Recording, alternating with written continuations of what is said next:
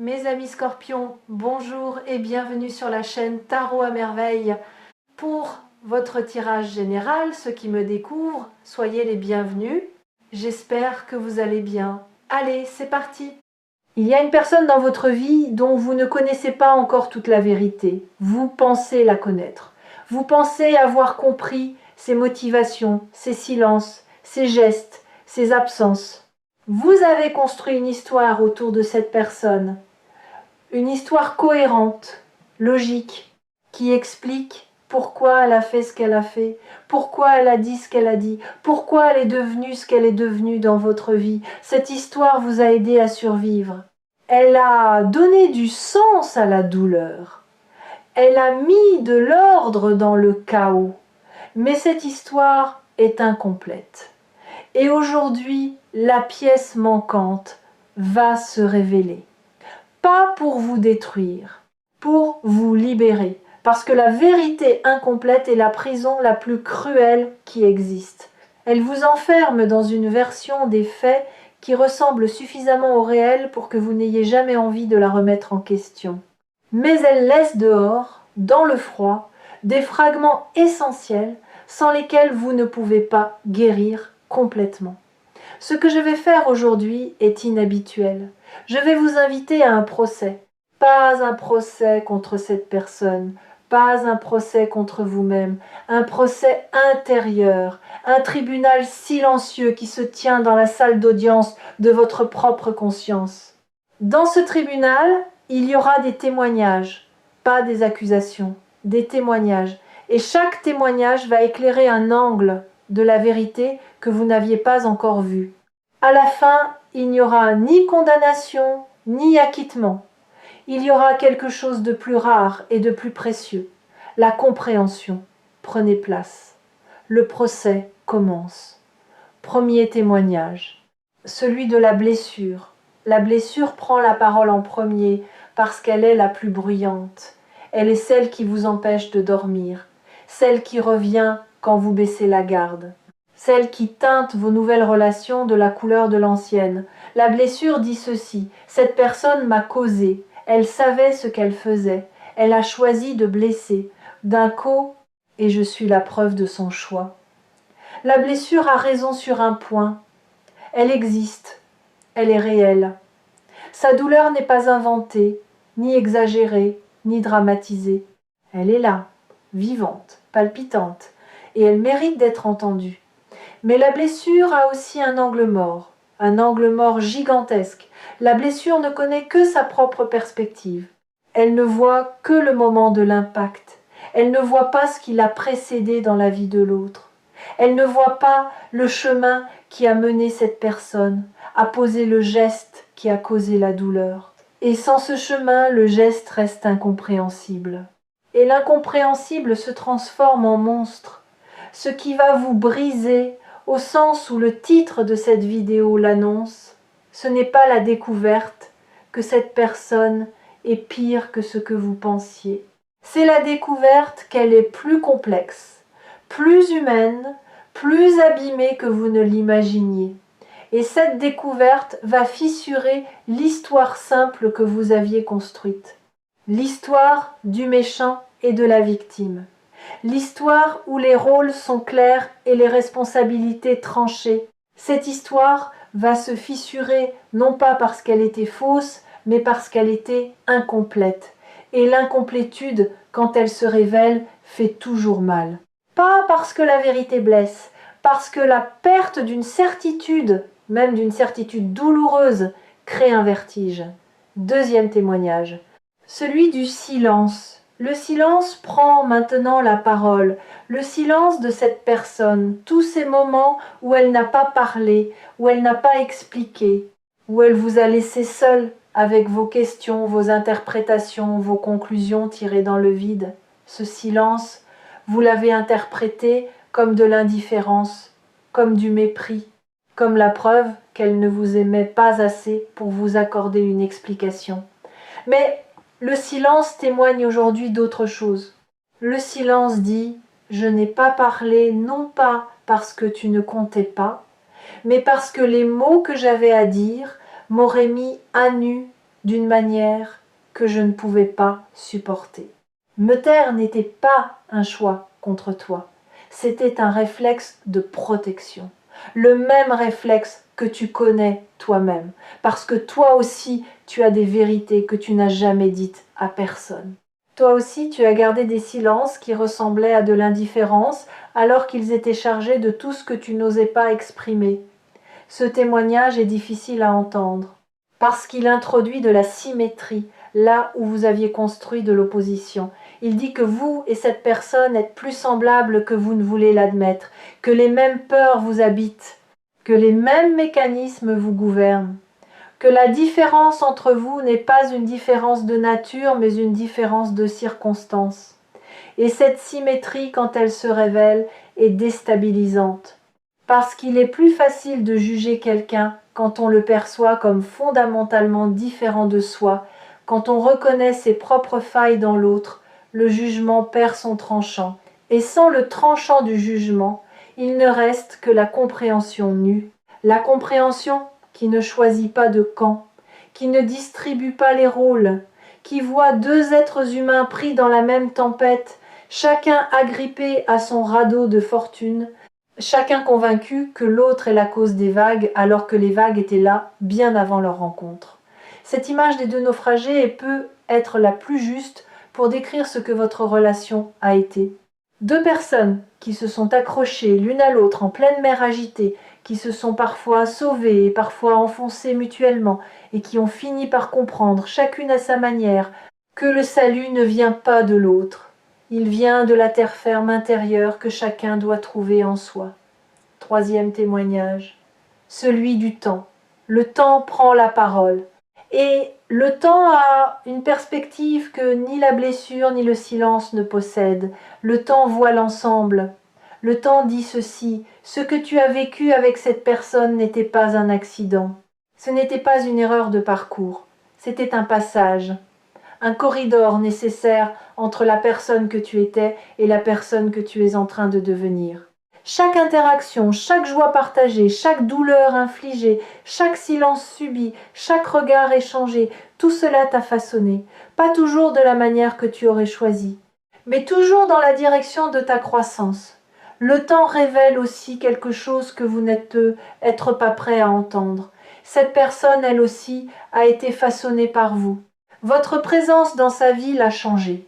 Pas toujours positivement, peut être, mais profondément.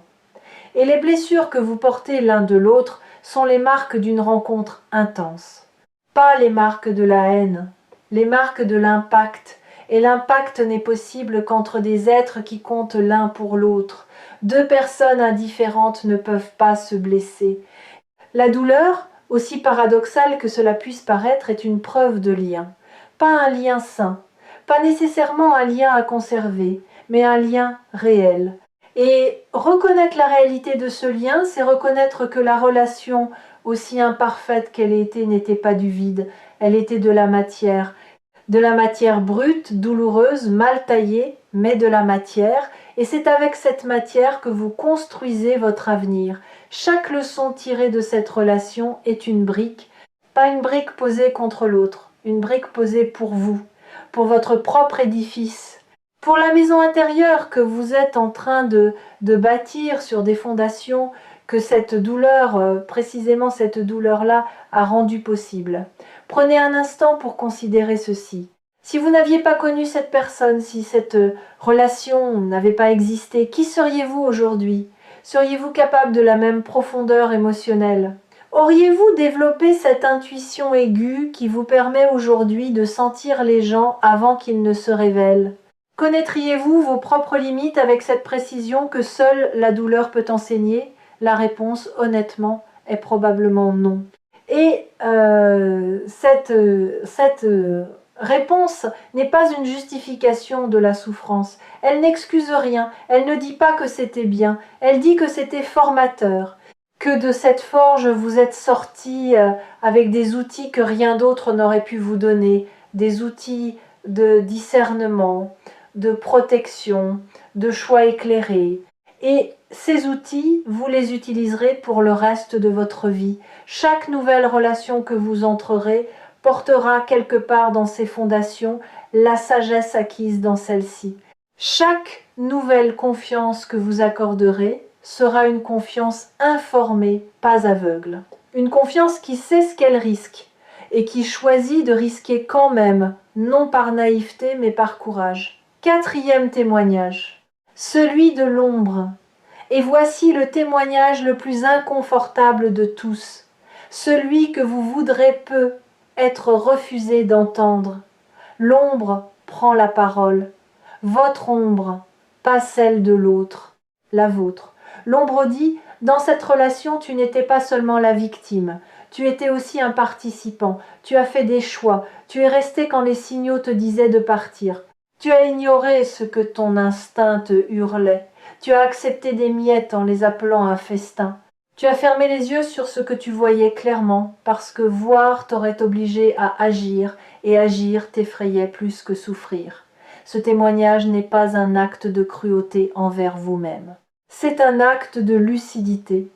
Et la lucidité, aussi coupante soit-elle, est la seule lame qui tranche les chaînes. Parce que tant que vous êtes uniquement victime, vous êtes impuissant. La victime subit. La victime attend que l'autre change, s'excuse, répare. Mais le participant a du pouvoir. Le participant peut se dire « j'ai contribué à cette dynamique et donc j'ai le pouvoir de ne plus y contribuer. J'ai accepté ce que je n'aurais pas dû accepter et donc j'ai le pouvoir de ne plus l'accepter. J'ai ignoré mes propres signaux et donc j'ai le pouvoir de les écouter désormais. » Ce passage de victime à participant n'est pas un affaiblissement. C'est le plus grand renforcement que vous puissiez vivre, parce qu'il vous rend le volant. Il vous remet aux commandes de votre propre histoire. Et une histoire dont vous tenez le volant peut prendre n'importe quelle direction, y compris celle de la guérison. Il y a un exercice que je veux vous proposer. Un exercice de courage radical. Prenez un moment, ce soir ou demain, et écrivez 2 lettres. Pas des lettres à envoyer, des lettres à écrire puis à garder ou à détruire. La première lettre est celle que vous écririez à cette personne si vous n'aviez peur de rien. Tous les mots que vous n'avez jamais dits. La colère, la déception, la tristesse, mais aussi les merci que vous n'avez jamais prononcés, les moments de lumière que vous avez partagés et que la douleur a recouverts. Écrivez tout sans filtre, sans jugement, sans souci de cohérence. La deuxième lettre est plus difficile encore. C'est celle que cette personne vous écrirait si elle pouvait parler depuis son ombre à elle. Depuis cet endroit en elle que personne ne voit. Que se dirait-elle si elle était parfaitement honnête? Que dirait-elle sur ses propres peurs, ses propres inadéquations, ses propres blessures héritées qui l'ont menée à agir comme elle l'a fait? Vous ne pouvez pas connaître cette lettre avec certitude, mais vous pouvez l'imaginer. Et en l'imaginant, en vous glissant un instant dans la peau de quelqu'un que vous avez jugé, vous ouvrirez une fenêtre de compréhension que rien d'autre ne pourrait ouvrir. Vous ne la lirez peu, être qu'une fois, peut-être la brûlerez-vous immédiatement, mais les mots, une fois écrits, existent. Ils ont créé un espace, et cet espace est celui dans lequel la guérison peut enfin se déployer. Cet exercice n'est pas une obligation, c'est une invitation. Et comme toute invitation, vous êtes libre de la décliner. Mais sachez que ceux qui l'acceptent ne le regrettent jamais. Si cette lecture vous a trouvé sur Tarot à merveille, c'est que votre ombre est prête à être entendue. Pas combattue, pas reniée, entendue. Avec la même tendresse que vous accorderiez à un enfant qui avoue une erreur en tremblant, votre ombre tremble aussi. Elle a peur de votre jugement. Mais elle a encore plus peur de rester enfermée dans le silence parce que le silence de l'ombre est le terreau des répétitions. Et les répétitions, vous en avez assez. 5e témoignage, celui de l'intention originelle. Il y a un dernier témoin. Et celui-ci va peut-être vous surprendre le plus. Ce témoin, c'est l'intention originelle de la relation. L'énergie qui existait au tout début, avant la douleur, avant les malentendus, avant l'érosion. Revenez à ce premier moment, à cette première rencontre ce premier échange, cette première sensation. Il y avait quelque chose de pur là-dedans. Quelque chose qui n'appartenait ni à vos blessures respectives, ni à vos mécanismes de défense. Une étincelle de reconnaissance, de curiosité, d'ouverture. Deux êtres humains qui se sont regardés et qui, l'espace d'un instant, se sont vus sans filtre. Cette intention originelle n'a pas été détruite par ce qui a suivi. Elle a été ensevelie, recouverte par les couches successives de déception, de non-dit, de maladresse et de peur. Mais elle est encore là, sous les décombres, intacte. Et aujourd'hui, elle témoigne, elle dit « Ce qui a commencé entre vous n'était pas un mensonge. Le début était vrai. Et c'est parce que le début était vrai que la suite a fait si mal. On ne souffre pas de la fin de quelque chose de faux. On souffre de la fin de quelque chose de vrai qui n'a pas su se maintenir. Cette distinction est fondamentale. Elle vous libère de l'idée que tout était une illusion, que vous avez été dupe, que votre cœur vous a trompé. Non, votre cœur a vu quelque chose de réel.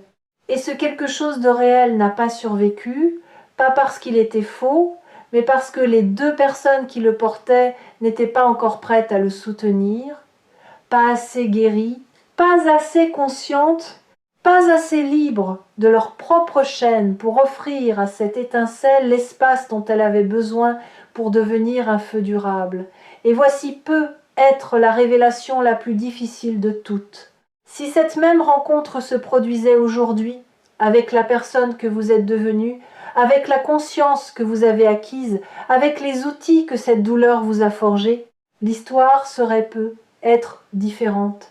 Non pas parce que l'autre aurait changé, parce que vous auriez changé, parce que vous auriez posé des limites là où vous aviez laissé passer, parce que vous parleriez là où vous aviez gardé le silence, parce que vous partiriez là où vous étiez resté par peur du vide. Cette prise de conscience n'est pas un regret, c'est une preuve de croissance. La preuve que vous n'êtes plus la personne qui a accepté ce qui était inacceptable, et cette preuve est votre diplôme.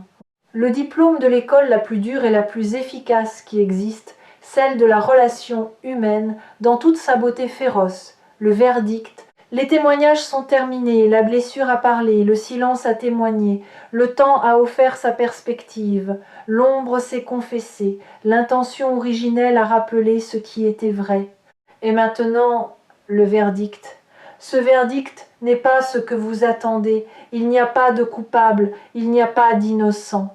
Il y a deux êtres humains blessés qui ont fait de leur mieux avec les outils qu'ils avaient, et leurs outils étaient abîmés, émoussés par leurs propres histoires, rouillés par leurs propres peurs. Ceux qu'ils ont construits ensemble portaient la marque de ces outils imparfaits, et le résultat naturellement était imparfait, le verdict et la compréhension. Et la compréhension ouvre une porte que le jugement garde verrouillée, la porte du lâcher-prise. Pas le lâcher-prise passif qui dit « tant pis, je m'en fiche ». Le lâcher-prise actif qui dit « je comprends ». Je ne cautionne pas, je ne reviens pas, mais je comprends. Et dans cette compréhension, je me libère du besoin de haïr, du besoin de punir, du besoin de rejouer la scène indéfiniment dans ma tête en cherchant ce que j'aurais dû dire, ce que j'aurais dû faire, ce que j'aurais dû voir. Ce lâcher-prise, c'est le changement dont parle le titre, le vrai changement. Pas le changement spectaculaire, le changement cellulaire. Celui qui se produit dans les couches les plus profondes de votre être et qui modifie, silencieusement mais irréversiblement, votre manière de porter le passé. Vous ne le portez plus sur vos épaules. Vous le portez dans votre poche, léger, accessible si vous avez besoin de vous rappeler la leçon, mais n'écrasant plus votre posture, ne déformant plus votre dos, ne pesant plus sur chaque pas que vous faites vers l'avant. Vous allez aussi découvrir quelque chose d'inattendu, de la gratitude, pas de la gratitude pour la douleur, jamais pour la douleur, mais de la gratitude pour ce que la douleur vous a révélé sur votre propre résistance, sur votre propre capacité à traverser l'invivable et à en sortir, non pas intact, car personne ne sort intact de l'amour vrai, mais entier. Il y a une différence immense entre être intact et être entier. Intact signifie que rien ne vous a touché. Entier signifie que tout vous a touché et que vous avez intégré chaque blessure, chaque leçon, chaque larme dans un tout cohérent. Vous n'êtes pas intact. Vous portez les marques, mais vous êtes entier. Et cette entièreté est votre plus grande victoire. Cette gratitude, quand elle viendra, ne sera pas forcée. Elle ne sera pas le résultat d'un exercice de pensée positive ou d'une injonction spirituelle à tout pardonner immédiatement. Elle viendra naturellement, doucement. Comme le soleil après une nuit d'orage, vous vous surprendrez à penser à cette personne et à ressentir au milieu de tout le reste un filet de reconnaissance pour le fait qu'elle ait existé dans votre vie. Pas pour ce qu'elle a fait, pour ce que sa présence a déclenché en vous, pour les couches de vous-même que cette relation a mises au jour, pour la force que vous ne saviez pas posséder et que seule cette épreuve pouvait réveiller. Ne forcez pas cette gratitude. Si elle ne vient pas aujourd'hui, elle viendra demain ou dans une semaine ou dans un mois, elle a son propre calendrier, mais quand elle viendra, accueillez-la, parce qu'elle est le dernier verrou qui saute, le dernier fil qui vous attachait au passé, et quand ce fil se rompt, vous êtes libre, véritablement libre. Libre non pas parce que vous avez oublié, mais parce que vous avez transformé le souvenir d'un poids en un enseignement. Quelque chose va se produire dans les jours qui suivent cette vidéo. Pas un événement extérieur, un mouvement intérieur. Vous allez penser à cette personne. Et pour la première fois, la pensée ne sera pas accompagnée de la charge habituelle, de la colère, de la tristesse, du ressentiment. La pensée viendra propre, neutre, presque légère, et vous remarquerez cette légèreté, vous la sentirez physiquement. Comme si on avait enlevé un sac de pierre de votre dos sans que vous vous en rendiez compte. Et à ce moment-là, vous saurez que la compréhension a fait son travail, que le procès est terminé, que le tribunal intérieur a rendu son verdict et que les portes de la salle d'audience se sont ouvertes. Et derrière ces portes, il y a le reste de votre vie, allégé de ce poids, enrichi de cette leçon, prête à accueillir des liens qui ne reproduiront pas les mêmes schémas parce que vous n'êtes plus la même personne. Vous êtes la personne qui a regardé la vérité en face, toute la vérité, y compris la sienne propre, et qui est restée debout. Les fidèles de tarot à merveille le savent. Les vérités les plus transformatrices sont rarement celles qu'on découvre sur les autres. Ce sont celles qu'on découvre sur soi-même à travers les autres. Et aujourd'hui, à travers cette personne, à travers cette relation, à travers cette douleur, c'est vous-même que vous avez découvert votre force, votre lucidité, votre capacité à transcender le jugement pour accéder à la compréhension. Et cette découverte vaut infiniment plus que n'importe quel verdict de culpabilité que vous auriez pu prononcer. La vérité vous a brisé, oui, elle a brisé l'histoire incomplète. Elle a brisé le cadre étroit dans lequel vous aviez enfermé cette relation. Elle a brisé l'illusion que la vie se divise proprement entre les bons et les méchants. Mais de cette brisure naît autre chose. Comme une graine qui doit se fendre pour germer, comme un œuf qui doit se casser pour laisser vivre. Ce qui naît de cette brisure, c'est vous, plus entier que jamais, plus lucide, plus libre. Le tribunal est fermé, les portes sont ouvertes. Et devant vous, un chemin que personne d'autre ne peut marcher, un chemin nettoyé de la rancune, allégé du ressentiment, éclairé par la compréhension. Ce chemin mène quelque part de précis. Il mène vers des relations d'un autre calibre, des relations où la transparence remplace le non-dit, où la vulnérabilité est accueillie et non punie, où la différence est explorée et non combattue. Des relations qui ne vous sauveront pas, parce que vous n'avez pas besoin d'être sauvé, mais qui vous accompagneront dans cette version de vous qui n'a plus peur de la vérité. Ces relations existent, elles vous attendent. Et elles ne pouvaient pas se manifester tant que l'ancienne blessure occupait tout l'espace. Maintenant que l'espace se libère, maintenant que le tribunal a rendu son verdict, et que la salle d'audience se vide, la place est faite pour du neuf, pour du vrai, pour du durable, marchez. Et si le souvenir de cette personne revient, saluez-le comme on salue un vieux professeur dont les méthodes étaient rudes, mais dont les leçons vous ont rendu plus sage que tout ce que la douceur aurait pu vous enseigner.